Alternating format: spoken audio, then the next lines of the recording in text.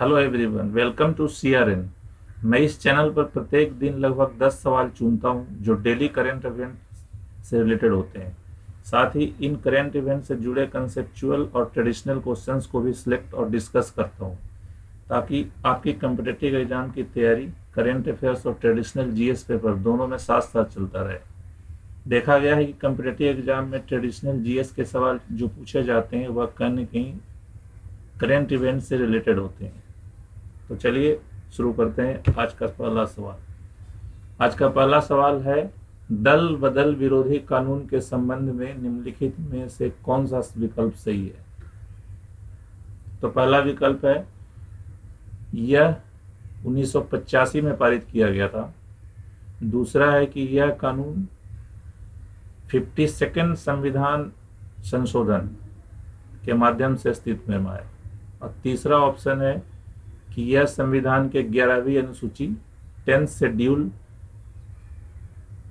में दर्ज है। और चौथा सवाल है कि यह चारों ऑप्शन सही है। तो इसमें से पहला और दूसरा सही है।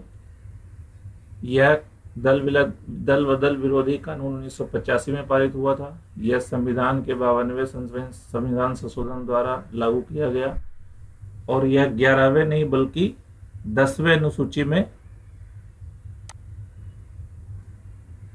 शामिल है, संविधान के 10वें अनुसूची में दर्ज है। और यह जो क्वेश्चंस है राजस्थान विधानसभा में जो आजकल जो प्रॉब्लम चल रहे हैं उससे उठाए गए हैं।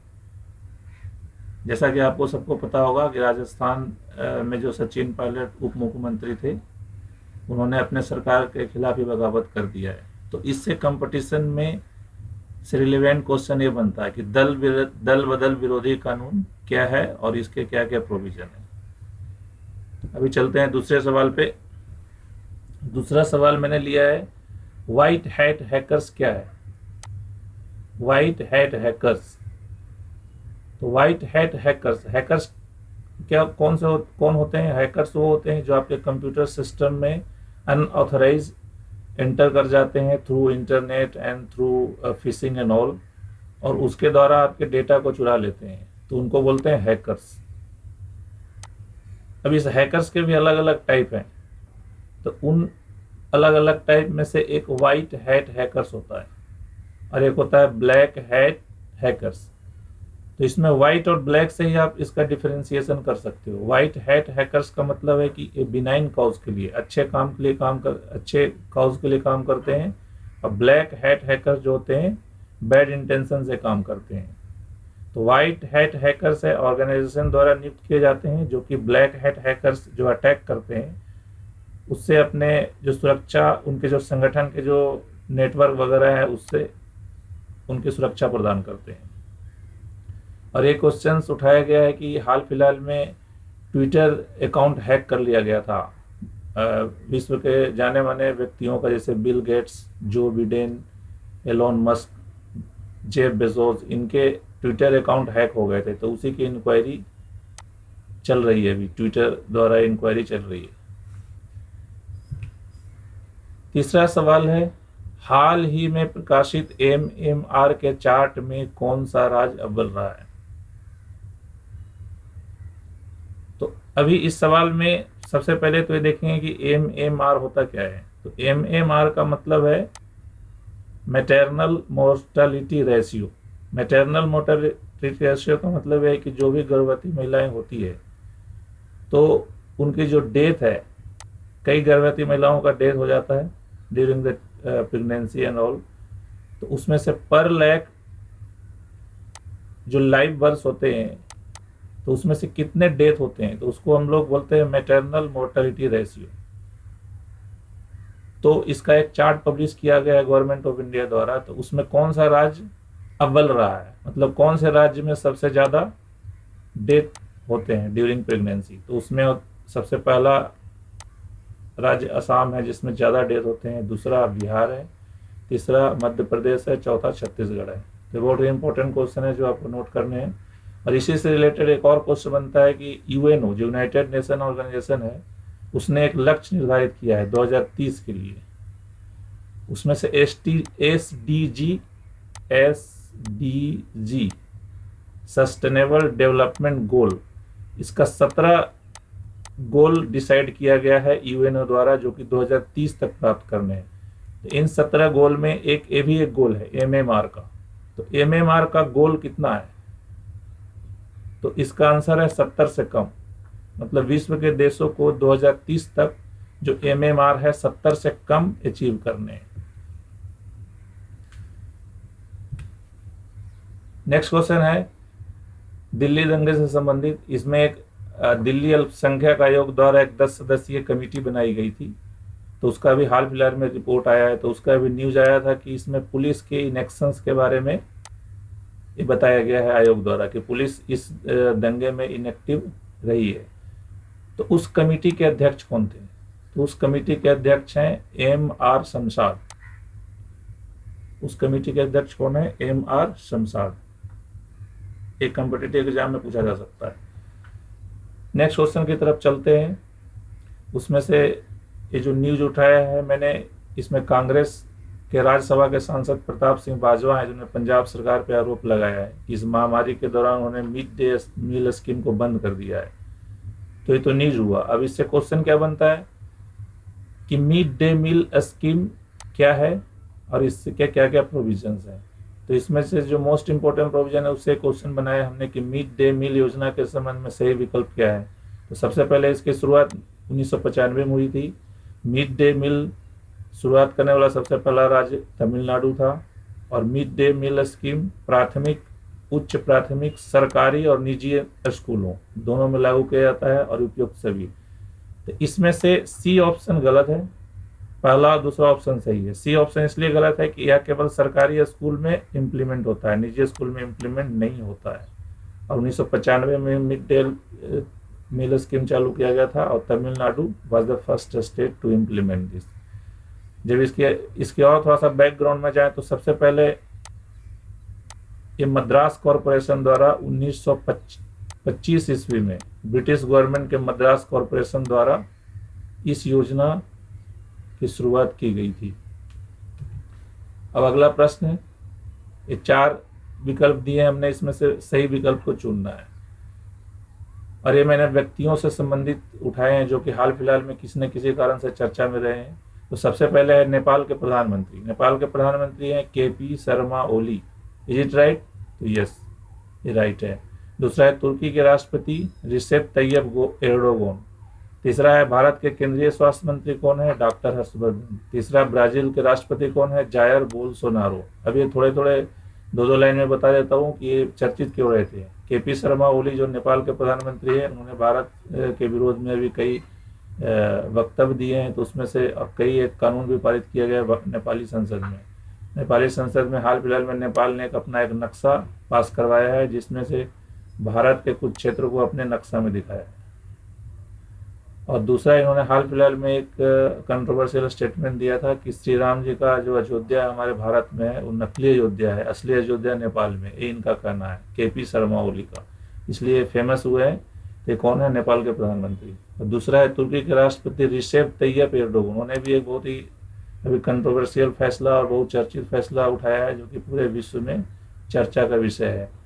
वहाँ एक हेगिया सोफिया जो वर्ल्ड हेरिटेज साइट था यूएनओ का, हेगिया सोफिया, ये म्यूजियम था। इसको भी, इस म्यूजियम को इन्होंने मस्जिद में कन्वर्ट कर दिया है, तो इसलिए पूरे विश्व में चर्चित रहे। हेगिया सोफिया जो यूनिवर्सल यूएनओ का वर्ल्ड हेरिटेज साइट था।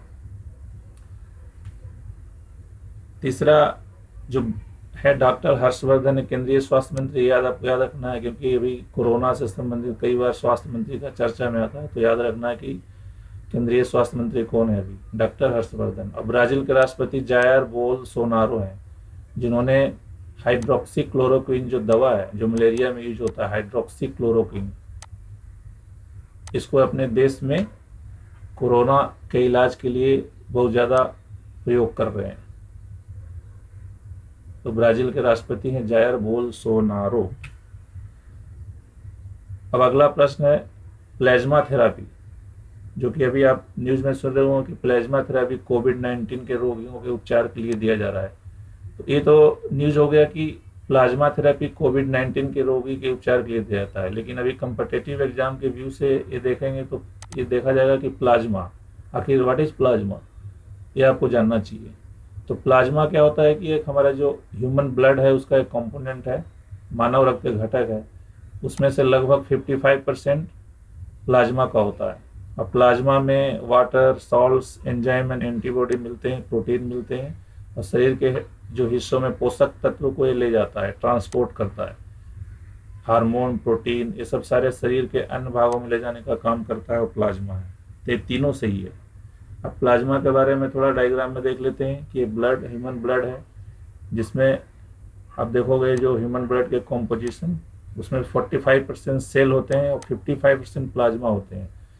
तो 45% सेल में एक तो रेड ब्लड सेल्स है, एक वाइट ब्लड सेल्स है, और कुछ प्लेटलेट्स होते हैं, वो सब मिलकर 45% बनाता है, और 55% प्लाज्मा होते हैं। एक क्वेश्चन पूछा जा सकता है कि ह्यूमन ब्लड में प्लाज्मा का परसेंटेज कितना है।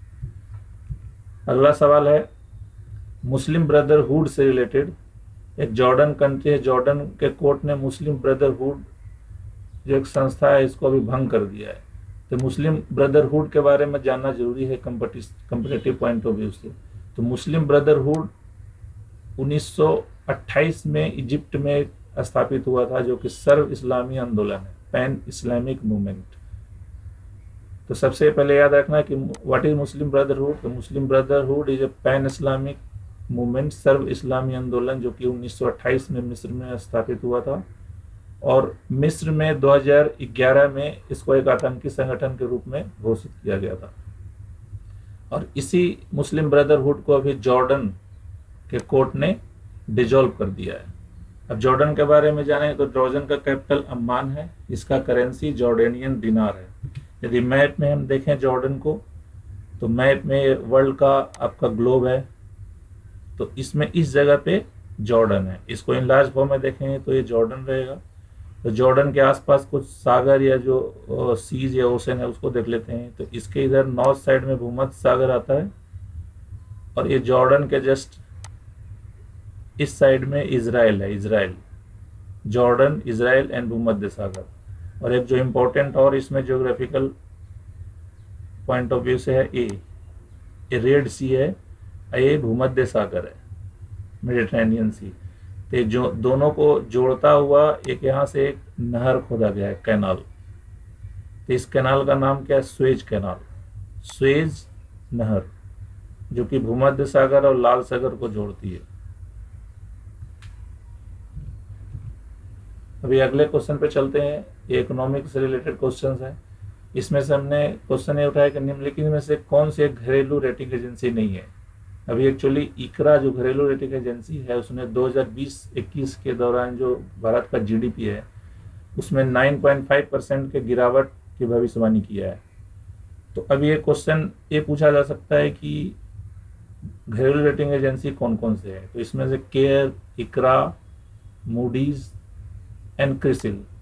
इसमें से मूडीज जो है इंटरनेशनल रेटिंग एजेंसी है, और 3 केयर, इकरा एंड क्रिसिल एक घरेलू रेटिंग एजेंसी है। ये आपको ध्यान रखना है, CARE, ICRA and CRISIL. Next question है स्पोर्ट्स से रिलेटेड है, विजय हजारे ट्रॉफी संबंधित है। एक क्वेश्चन इसलिए हमने उठाया है कि अभी हाल फिलहाल में बीसीसीआई ने विजय हजारे ट्रॉफी के फॉर्मेट को चेंज करने की बात कही है, क्योंकि ड्यू टू कोरोना जो इनको टाइम नहीं मिल रहा है और मैच करवाने में दिक्कत हो रही है। तो विजय हजारे ट्रॉफी का जो फॉर्मेट है उसको चेंज करने की बात कही जा रही है। तो विजय हजारे ट्रॉफी एक्चुअली रणजी का वनडे का फॉर्मेट को ही विजय हजारे ट्रॉफी कहते हैं। तो विजय हजारे ट्रॉफी क्रिकेट से संबंधित है, ये आपको ध्यान रखना है। Vijay Hazare trophy is related with cricket. अब इसमें से एक कॉन्सेप्चुअल क्वेश्चन बनता है कि what is round robin tournament. Round robin tournament, तो राउंड रॉबिन टूर्नामेंट में ध्यान रखना है कि इसमें जितने भी कॉन्टेस्टेंट होते हैं सब एक दूसरे के साथ मैच खेलेगा, इसको बोलते हैं राउंड रॉबिन टूर्नामेंट। एक दूसरा टूर्नामेंट का टाइप होता है एलिमिनेशन टूर्नामेंट। एलिमिनेशन टूर्नामेंट में होता है कि सारे जो भी एक कंटेस्टेंट एक दूसरे से मैच खेलते हैं तो हारने वाला उसमें से आउट हो जाता है। लेकिन राउंड रॉबिन में ऐसा नहीं होता। राउंड रॉबिन में पहले सारे कंटेस्टेंट्स एक दूसरे के साथ मैच खेलेंगे, तो उसी टूर्नामेंट को हम लोग बोलते हैं round robin tournament. Now at last concept of the day. तो आज का कॉन्सेप्ट हमने चूज किया है जीडीपी, कि व्हाट इज जीडीपी, क्योंकि आए दिनों में कई बार आप न्यूज में आप जीडीपी जीडीपी सुनते रहोगे, लेकिन तो जीडीपी के बारे में करेक्ट जानना जरूरी है कि what is GDP.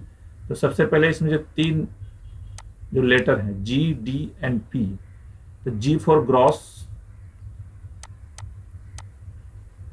D for domestic and P for product या प्रोडक्शन। ग्रॉस डोमेस्टिक प्रोडक्ट, इसमें सबसे पहले आपको ग्रॉस के मीनिंग समझना है। तो ग्रॉस का मीनिंग, ग्रॉस एंड नेट दो चीज होता है। जब किसी चीज को हम ग्रॉस बोलते हैं तो उसमें सब कुछ शामिल होता है, उसमें से जब कुछ चीज माइनस हम कर देते हैं तो बच जाता है, वो उसको हम लोग नेट बोलते हैं। और डोमेस्टिक इन द सेंस कि जो एक हमारे कंट्री के अंदर जो भी प्रोडक्शन हमारा है उसको डोमेस्टिक बोलेंगे। तो ग्रॉस डोमेस्टिक प्रोडक्ट में क्या होता है कि इसमें तीन चीजें ध्यान रखना है। एक तो ग्रॉस, दूसरा ध्यान रखना है कि ड्यूरिंग 1 ईयर, और एक और ध्यान रखना है कि with in the boundary of a country. जैसे अपना इंडिया है, तो इंडिया के जो बाउंड्री के अंदर जो भी प्रोडक्शन हो रहे हैं उसके ग्रॉस वैल्यू जो होगा उसको हम लोग ग्रॉस डोमेस्टिक प्रोडक्ट बोलेंगे। ग्रॉस डोमेस्टिक प्रोडक्ट जो होता है उसमें हम जो फॉरेनर्स के इनकम होता है उसको भी इंक्लूड करते हैं, और जो हमारे जो लोग हैं हमारे सिटीजन और इंडिया से बाहर रह रहे हैं और उनका कुछ इनकम है तो उसमें इंक्लूड नहीं करते, उसको एक्सक्लूड कर देते हैं। तो कहने का मतलब है कि इस बाउंड्री के अंदर जो जो आदमी या जो फर्म या जो कंपनीज वगैरह का जो आउटपुट है उस सबको मिलाकर, वेदर इट इज फॉरेन और whether it is of Indian origin, सब के जो सारे प्रोडक्ट हैं इसको सबको ये जो वैल्यू निकाला जाता है उसी को हम लोग बोलते हैं जीडीपी, ग्रॉस डोमेस्टिक प्रोडक्ट। और इधर इससे बाहर कोई है मालिक इंडियन है और यहाँ सिंगापुर में काम कर रहा है तो उसका जो प्रोडक्ट का जो वैल्यू होगा उसको इस जीडीपी में हम लोग नहीं लेंगे। लेकिन कोई फॉरेनर यदि इस इंडिया के अंदर रह रहा है या फॉरेन कंपनी कोई एमएनसी वगैरह यहाँ जो प्रोडक्शन करें तो इसके वैल्यू को हम लोग जीडीपी में कैलकुलेट करते हैं। तो जीडीपी को आपको अच्छी तरह समझना चाहिए। ग्रॉस डोमेस्टिक प्रोडक्ट, पूरा प्रोडक्ट का value during 1 year. 1 year count करते हैं फाइनेंशियल ईयर 31 मार्च से 1 अप्रैल के बीच का जो पीरियड होता है फाइनेंशियल ईयर। तो इस पीरियड के बीच में जो भी प्रोडक्शन हुआ with in the boundary of the country तो उसके जो ग्रॉस वैल्यू को सम करेंगे तो दैट कम्स जीडीपी। तो this is GDP. At last मैं इस चैनल पर स्टैंडर्ड 6 और 7 के एनसीईआरटी टेक्स्ट बुक्स का भी वीडियो भी डालने वाला हूँ, तो मैं रिकमेंड करता हूँ कि आप इसको सब्सक्राइब करिए ताकि आपको इन्फॉर्मेशन मिलता रहे। Thank you very much.